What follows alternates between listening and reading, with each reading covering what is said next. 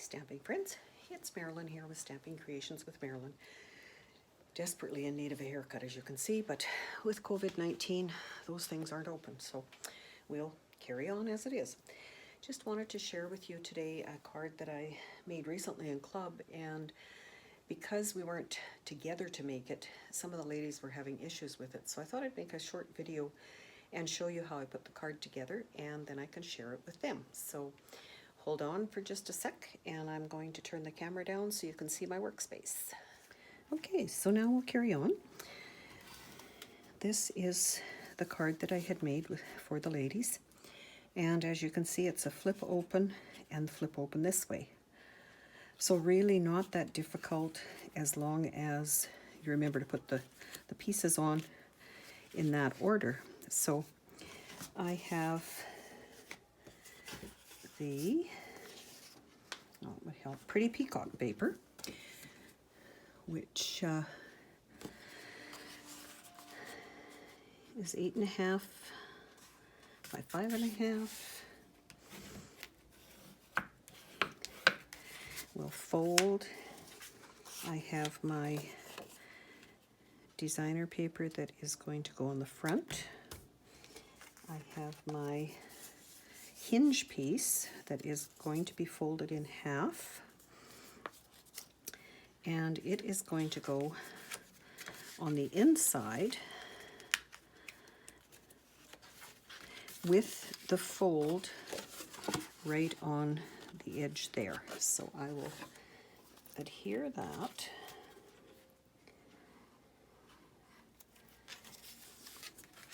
and attach it, and it's kind of in the middle this way, but I'm not measuring it.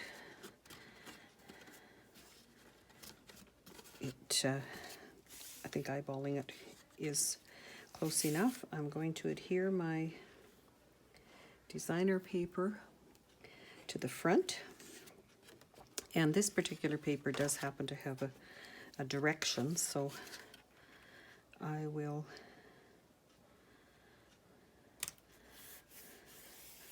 put it the way I think it should be, right side up.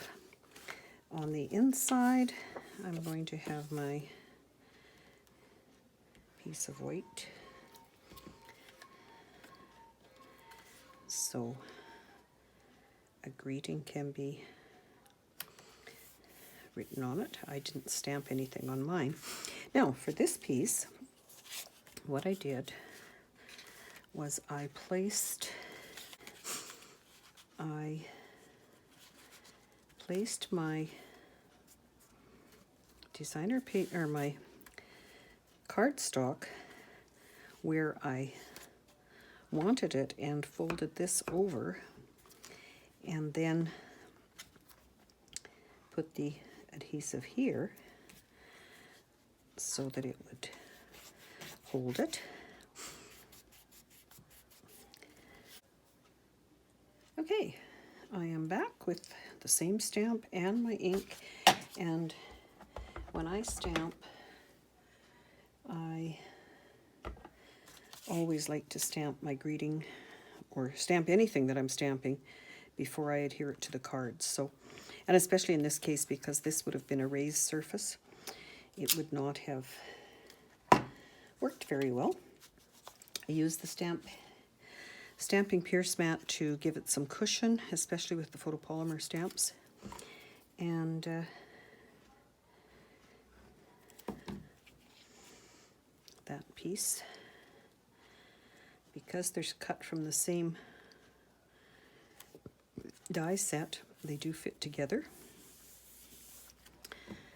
And there's my card.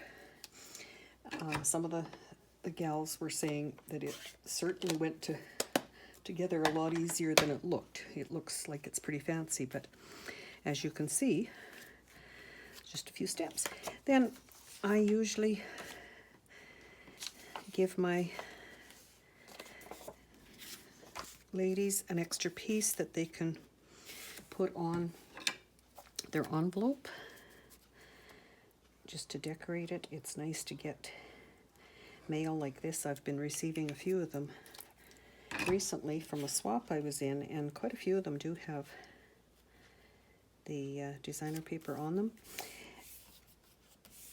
I usually say 6 by 2.5 to cut that piece, but it can be a little bit narrower. As you can see, it's plenty there. So once it's glued on, you just have to trim.